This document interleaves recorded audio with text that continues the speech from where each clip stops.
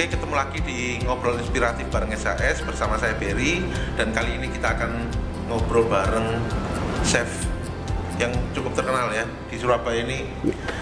Gak cuma di Surabaya sih, di Jawa Timur cukup terkenal. Banyak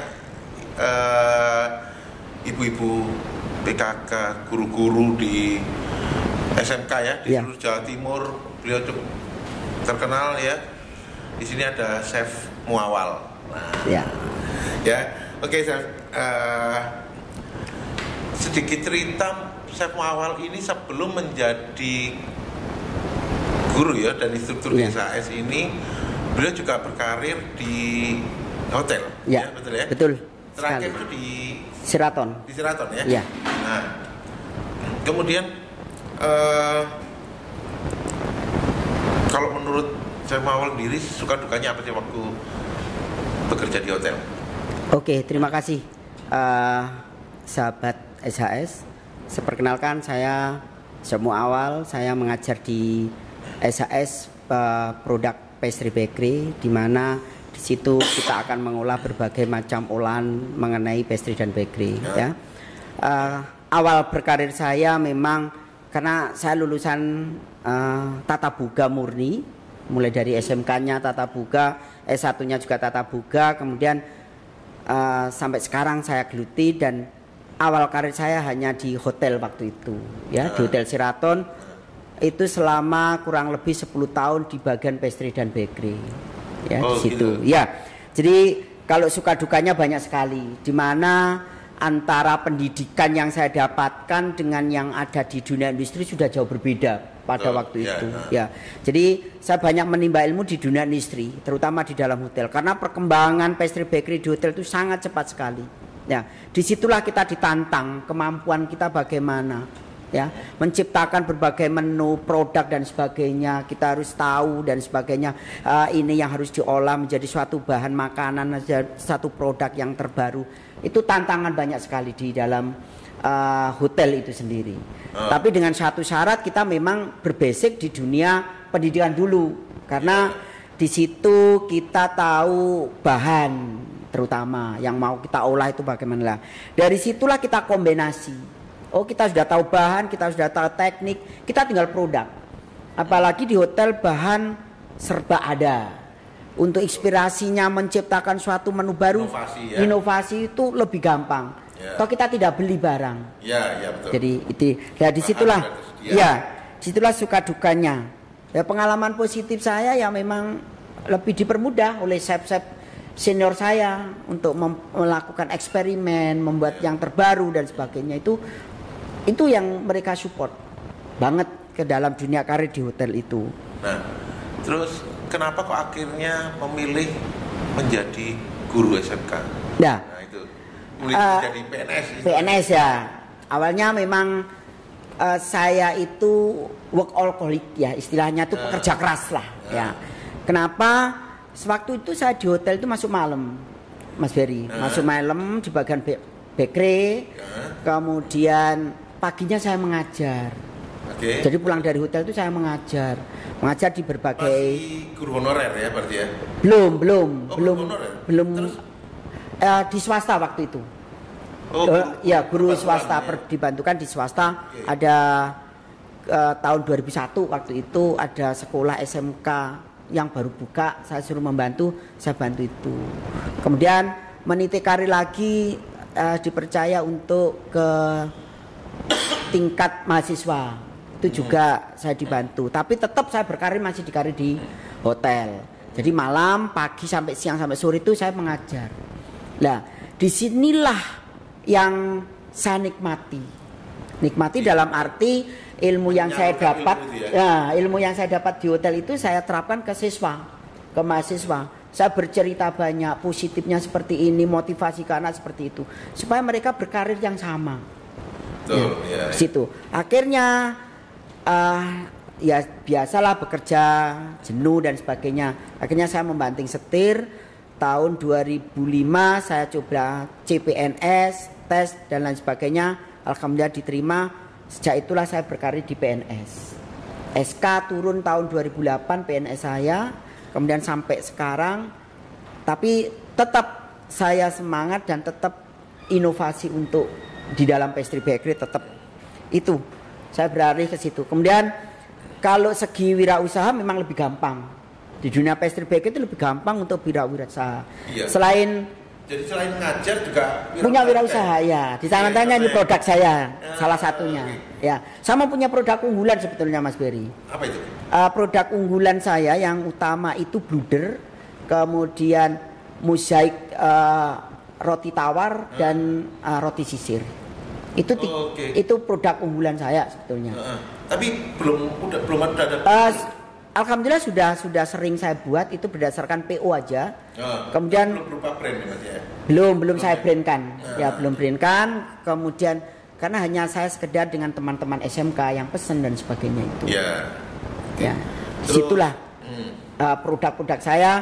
Kalau saya mau menjual aja ya, setiap hari itu ada pesanan kalau untuk bluder itu 300 ada. Oh gitu ya? Sekali pesan itu, ya. 300 habis satu hari. Untuk ngerjain sambil ngajar sambilan. Sistemnya saya pakai anak. Jadi saya membuat adonan, anak itu yang membentuk sampai pengovenan itu anak. Biasanya seperti itu. Saya kerjasama. Oh gitu. Ya, kemudian di sekolah itu ada fasilitas yang sangat bagus dengan masuk ke Badan Layanan Umum Daerah. Di situ kita masukkan. Oke. Itu untuk wirausahanya. Terus kalau di masa sulit gitu ya? Iya. Suka dukanya gimana sih?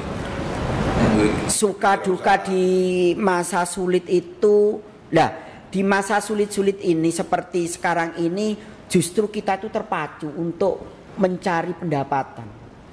Karena kenapa? Satu, kita sudah ada berbagai fasilitas lah. Gojek, GoFood dan sebagainya. Jadi kalau kita sudah masuk ke aplikasi misalkan, saya kebetulan belum ada aplikasi, hanya lewat WA, Instagram dan FB saja.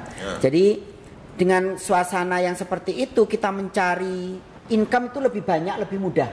Cari peluangnya. Peluangnya. Karena kan orang takut kita lewat aplikasi aja sudah datang.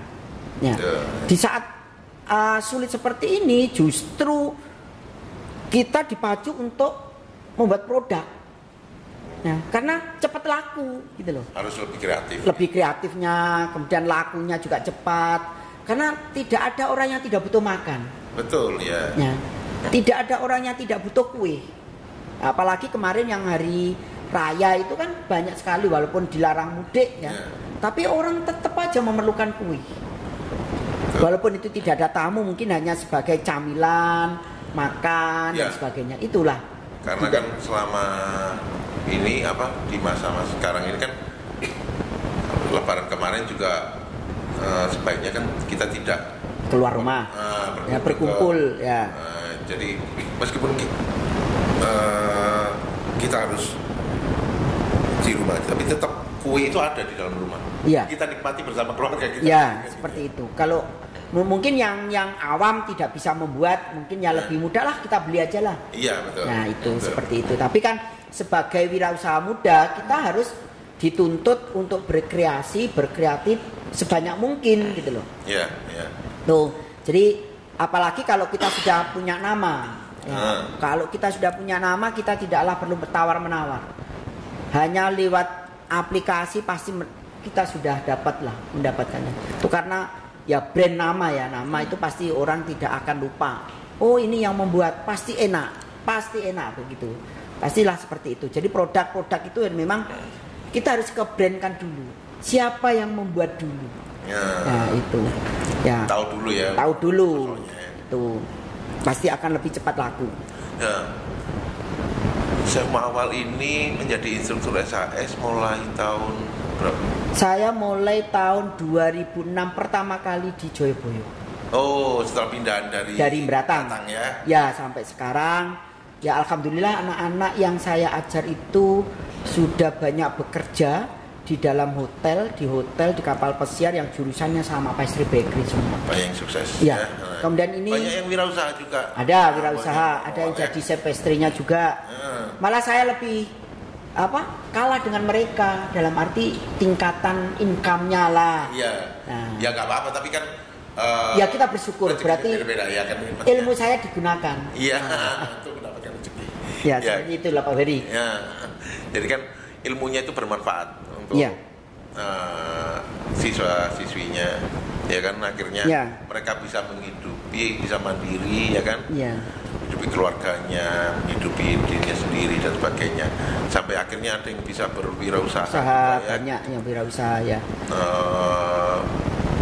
Mereka bisa menciptakan macam-macam. Ya. Ada yang waktu itu beberapa kali saya wawancarain juga yang bikin dessert box, Ya. ya kan.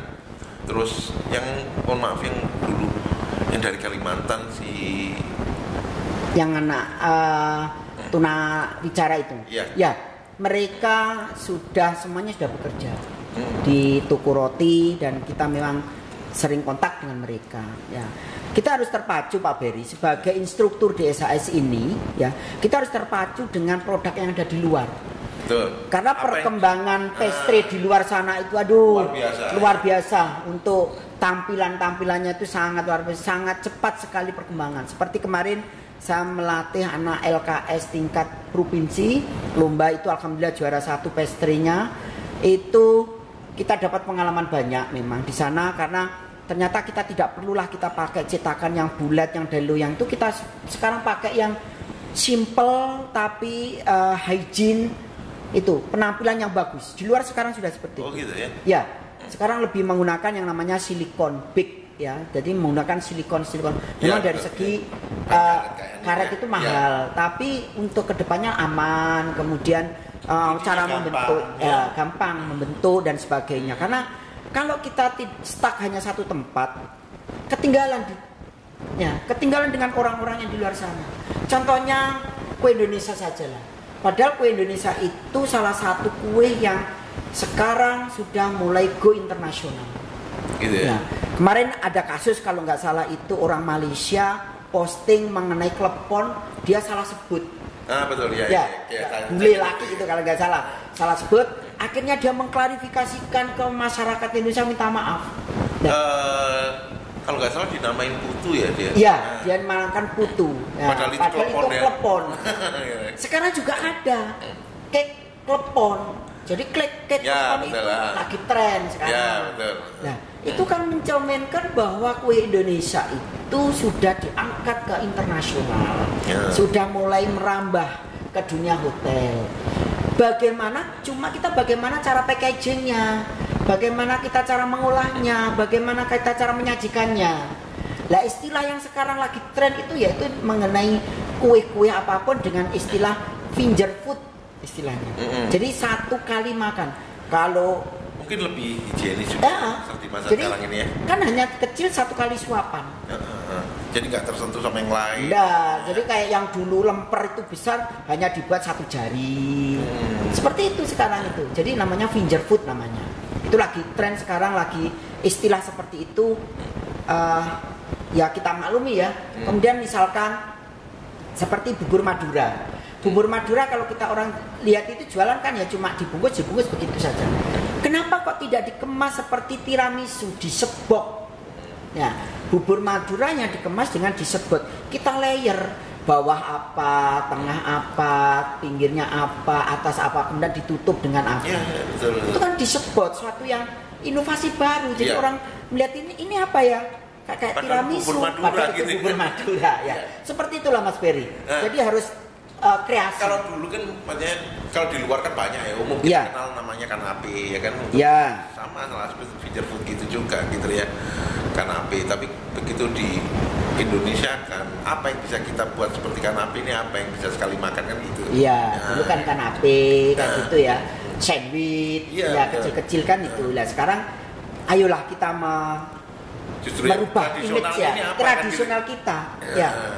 Yang kita buat yang rasa gurih dan sebagainya, kayak risol itu kan bisa dibuat yang kecil-kecil, manis, kemudian sosis Solo, lemper, kemudian panada, banyaklah kue Indonesia itu. Banyak, yang dulu penampilannya besar, bahkan sampai sekarang memang masih besar ya. Kalau kita lihat ke pasar kue yang di Pasar Kembang itu, itu juga masih besar-besar. Kenapa kok tidak kita buat yang kecil, ya, yang sekali makan. Kalau kecil kan tentu saja harganya juga miring, paling enggak seperti itu, dan ditaruh di tempat itu agak kelihatan cantik untuk sajian tamu. Itu juga akan cantik untuk acara. Tapi kalau untuk dikonsumsi sendiri beda mungkin. Beda, tapi kita tampilkan lah, untuk acara-acara khusus. Misalkan acara gubernur, wali kota, kepala dinas dan sebagainya, kita kemas yang kecil-kecil. Jadi orang itu tidak, kalau mau makan itu kok enak lihatnya saja kan gitu. Nah, seperti itulah. Sekarang kan yang sudah mulai itu seperti kue tok kan besar-besar. Nah sekarang dibuat kecil-kecil. Ya benar, lucu-lucu. Ya, yang lucu-lucu itu yang di Pasar Atum itu. Itu kalau di Thailand namanya Thai dessert. Tidak apa-apa, kita mencontoh negara lain tapi produk kita contoh. Kita mulai, justru kita udah mulai menciptakan image dari jajanan tradisional itu diangkat kan gitu ya. Iya. Harus jangan cuman kita ngambil dari luar saja. Ya. Jajanan Korea, jajanan Thailand.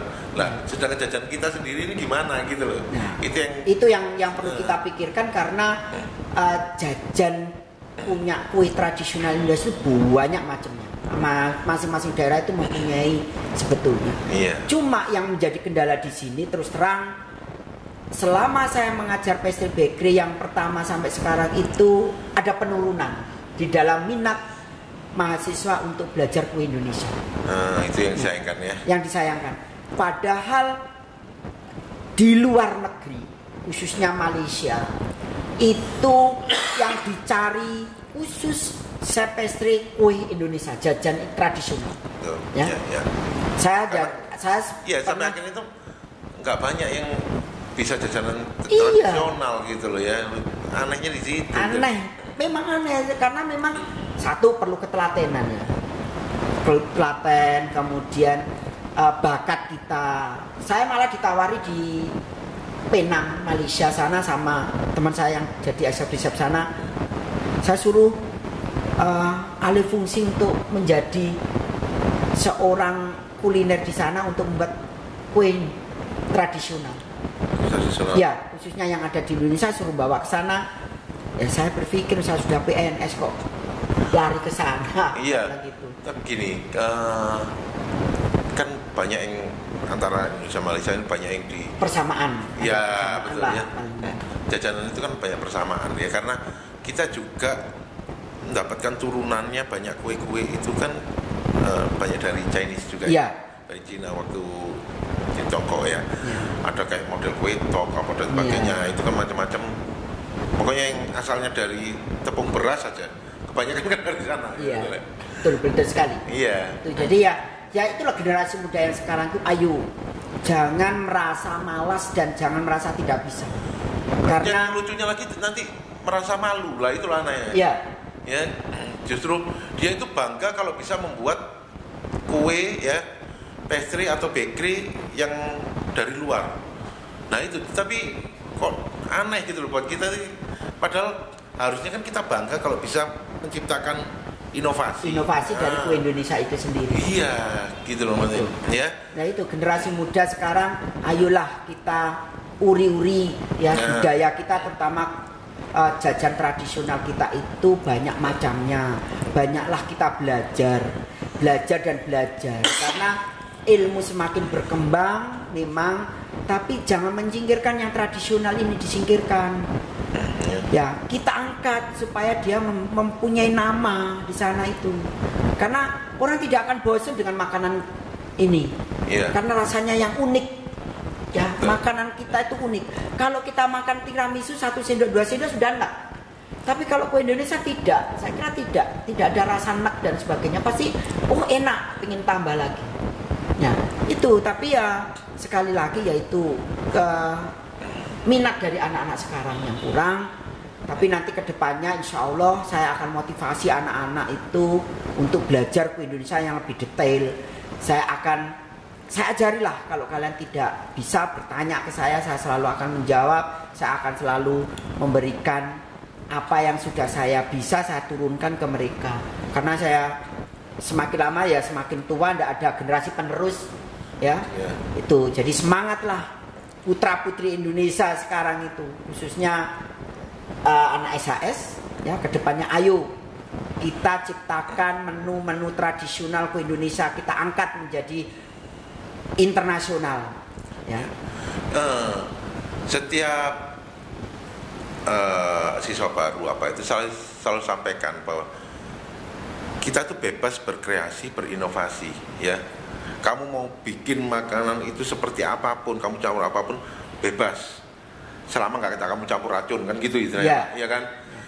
Yang penting itu bagaimana makanan itu terlihat bagus, enak, dan laku, selesai. Kan gitu ya? Iya. Nah, sekarang bicara tentang produknya Pak Muawal. Ya. Rencana kedepannya gimana nih? Saya rencana ke depan mau buka usaha saya di Malang. Ya. Saya sudah survei ke sana. Kok di sana kok mulai branding ya, bikin ya, branding ya? Sudah saya akan brandingkan di sana nanti. Saya buat di Malang nanti. Insya Allah saya buka usaha di Malang. Kenapa nggak di Surabaya aja? Gitu. Kalau Surabaya kan sudah banyak. Oh, oke. Ya, dalam arti ya, memang persaingan kita ya, kita memang seperti itu. Tapi kayaknya saya kecenderung ke Malang itu kenapa? Di sana kan pusat ya, tempat wisata banyak. Ya kita buat di sana. Nanti saya kembangkan di sana. Saya kembangkan di sana dan tidak menutup kemungkinan ya kalau ada buka cabang ya saya buka cabang. Itu hanya wacana ke depan saya merintis usaha yang di sana, terutama yang penting brandnya dulu ada nih Pak. Ya, ada. Ya. Oke, semoga sukses kedepannya Pak Muawal. Terima kasih. Semoga karirnya juga semakin baik ya, makin berkembang. Kemudian itu tadi yang diingatkan sama Pak Muawal. Jadi jangan sampai kita lupa dengan jajanan tradisional kita sendiri, ya. Mungkin itu dulu Pak Muawal. Terima kasih atas waktunya. Sama-sama. Terima kasih juga SAS sudah membantu saya bisa berkarir seperti ini tanpa dukungan dari SAS loh, Mas Berry. Bener. SAS memang the best. Ya. Oke, sama-sama Pak Muawal ya. Jadi kita antara sekolah dengan industri kita juga saling bantu ya kan. Ya itulah namanya link and match. Ya, jadi selaras ya. Ya, selaras ada antara industri imbas, sama ya. Jadi ada perpaduan lah. Betul. Kerjasama yang bagus. Memang harus terus seperti itu ya. Jadi bagaimana anak didik kita ini mampu sesuai dengan kebutuhan industri, dan yang industri juga gitu. Yang diharapkan itu seperti apa, dan itu tersampaikan ke sekolah supaya sekolah juga bisa mengajarkan sesuai kebutuhan industri seperti itu. Ya. Oke, Pak Amal, terima kasih waktunya. Sampai ketemu lagi di podcast berikutnya. Semoga bisa segera praktek, ketemu anak-anak juga. Anak-anak juga kangen pengen bisa praktek langsung tatap muka, bisa segera terlaksana. Ya, bisa berketemu kembali, bercanda-canda. Pak kangen sudah nggak praktek, saya bilang gitu. Ya, semoga kedepannya kita tetap semangat, kita tetap prokes ya, pertama ya. Ya, tatap muka nanti kita ketemu di SAS, kampus tercinta kita yang selalu inovatif, kreatif, dan sukses selalu untuk SAS. Terima kasih. Wassalamualaikum warahmatullahi wabarakatuh.